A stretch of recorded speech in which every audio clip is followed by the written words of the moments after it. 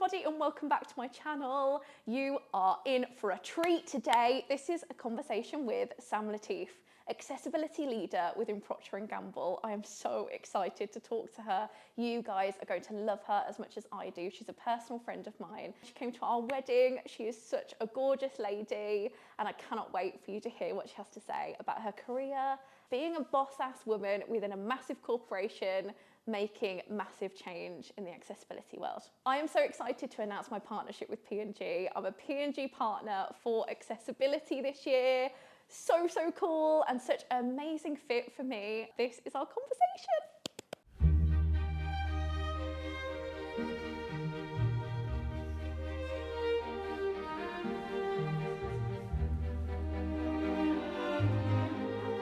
Sam, hello. Welcome to my channel. How are you, for one? Oh, well, I think my head's growing now with that introduction, but other than that, I'm very well, thank you.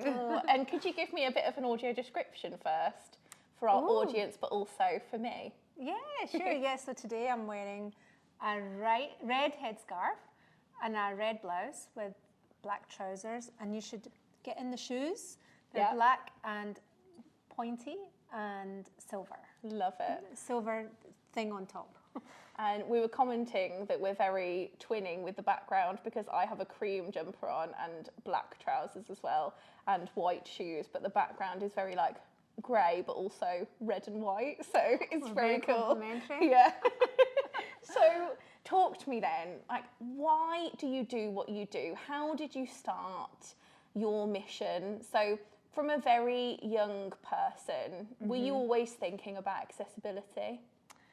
I was always thinking about accessibility because things were not accessible as a blind person. So you would just come across barriers every day because things were not accessible. How many times, Lucy, have you mixed up your ketchup and mayo? Yeah. And shampoo and conditioner and body wash? It was just like you use products every day and they were not designed for me and for people like me. So I kind of lived with that frustration for a very long time.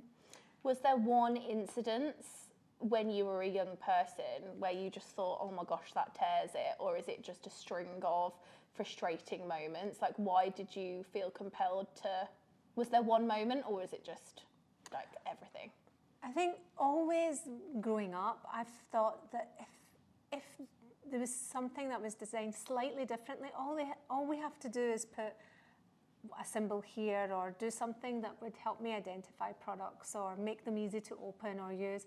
I used to think of that all the time, right? But I never thought I had the power to do something about that. You know, I studied marketing and business law. Then I was lucky enough to start a career at P&G where I worked in IT actually. And I tried to build in accessibility then when we were working on brand.com, you know, our .com websites, and tried to naturally bring it into P&G and help to our brands to understand that our websites needed to be accessible. So I was working in IT for about 15 years at P&G. And then I had my children. And it was actually after I had my kids that I really got motivated to do what I'm doing because, you know, I had 3 kids under the age of 3, Lucy, and God, if I thought being blind was hard, being a blind mum of 3 kids under 3 is mega hard. Yeah.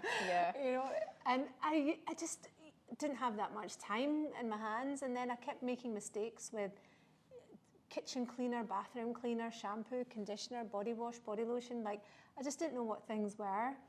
Yeah, I mean, this is the thing. Like, when I've been to your house and we talk about like how amazing things are now, and just how supportive your kids are around you. But I think ultimately they really just understand where you're coming from. But I can't imagine having none of that, like no technology, no accessibility. Like, how did you feel? Like, was there one moment where you just thought, oh my gosh, Well, like, yeah, I'm going to put the wrong cream in Adam's hair, or... Oh yeah, with the kids, yeah. It was knowing honestly, like, as a blind person, you know, like, there's a lot of frustration around whether you're using the right product yourself. But when you've got your own kids, you feel even more responsible and even more helpless when things are not accessible that affect your kids. Yeah. Does that make sense? Yeah. Like, so, and it was just as my kids were really young, when they were like 3 years old, that when I had the young kids and I came back to work and I started thinking, I'm actually working for one of the biggest manufacturers of household products, and it's my company that should be making our products accessible. Yeah. And it's, and I spend a lot of money, I buy all of our products, yet I realized that we weren't designing our products for people like me. Yeah. And that's when the pivotal moment came, the penny dropped, that actually if you want something done, you need to do it yourself. Yeah. And that's when I came up with the idea of doing a disability challenge, where I got people to experience what it was like to have a disability and just have a day in the life of someone like me. Yeah. And that was really incredible, because the people were blown away. They had never thought of, the difficulties that are imposed on people just because we have never designed our products with people like me in mind. Yeah. And it was a massive aha moment, and it's really started a phenomenal movement inside the company where people are experiencing what it's like to have a disability, and then they're going back to their everyday jobs with that knowledge and experience of, okay, how do we now design our toothbrushes better for people with disabilities, or our shampoo, or our laundry detergent? And it's really incredible to see that it's a joint responsibility that everyone feels in the company. It's really great, and hopefully we are, another step forward in our journey. Yeah, I mean, you have just said to me there that everyone in the company is rallying around you. Everyone at P&G wants to see accessible products and packaging. Is there a moment or a quote from someone that's really stuck with you that kind of drives you forward every day? One of the things that I keep hearing back from our Herbal Essences brand that really puts a smile on my face is, we launched tactile markings on Herbal Essences in 2018. And when we launched it, we didn't know what the reaction was going to be. We were a wee bit apprehensive, because we've never done this before. And when we launched, we got so much media coverage. We had so much positive response from the blind community. But the favorite quote I like is people from the brand are coming and saying, Sam, tactile is a gift that keeps on giving.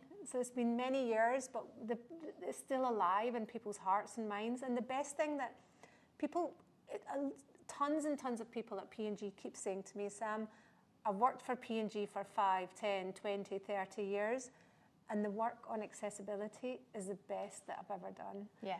And it's almost everyone I speak to, and people in my team, people around the world, they're all saying things like that. And the genuine enthusiasm, and because they really realize the impact it's having. It's making our lives easier. Yeah. And they see it firsthand, and that's what I love. Sam, you honestly, I know in our community sometimes the word inspire is a bit like, oh God, don't call me inspiring. But honestly, you have brought so much, I don't know, I didn't believe that it was possible that we would actually have and hold a product that was accessible to me. I didn't even want to even tell myself that going blind and then, knowing what a product was again was even possible in my future. I think I remember you rang me on the day of my sister's birthday, and I had a G&T in my hand, and I put it down, and I was like, Sam's ringing me? This is weird. I think because we weren't as good of friends as we are now, and I was like, oh, what's she going to say? And I remember you were like, are you sitting down? I was like, oh my gosh, I don't even know what is she going to say to me? And then when you told me I was a Pantene ambassador, I think I burst into tears. I was like, I'm gonna just drink my G&T now, and I think because we were acquaintances, we were just about becoming friends. I think you were like, okay, Lou. But do you know what I mean? I think those moments you have made, you are driving change, and you want to bring everyone else with you, and you radiate within a room. I think I just wanted to say from the bottom of my heart, thank you, because you are a special lady, just a special friend, and and just a powerhouse woman. I think you just need to understand that everyone you speak to is truly changed by your message, and our community is just, I don't know, growing because of it. And also, I think, you know, having a campaign like Pantene and like putting me on an advert, like how do you feel like that has changed how we see Netherlands as well as a community, but also globally? I think, you know, P&G, we have lots of brands and lots of people that use our brands every day. And obviously there's people who use our brands who are blind or have other types of disabilities. So it was a very good idea, and I think to think of bringing someone in like yourself who was, you know, you're passionate about beauty. You love hair, makeup, everything, skincare. So you were a really good person, like just as someone who was interested in beauty. So, you know, it was great. It was a great combination to bring someone who's completely passionate about beauty and hair. Yeah. And who wants a good hair day. Yeah. And it kind of lines up with our brand, Pantene, as well. You know, it gives great hair day. So, and then we were also working to make our brand completely accessible for everyone. So we wanted to make our website accessible. We wanted to introduce NaviLens on Pantene, and, you know, having a holistic campaign, which was showing on screen that we had someone with a disability, but also the physical pack, the digital experience, everything about it. We were trying to demonstrate how we can make it successful and naturally just build it into how we do business. And I hope you had a good experience. I did. But I think it's also because you supported me through that. You know, having a disability lead within a company is rare these days, which it shouldn't be.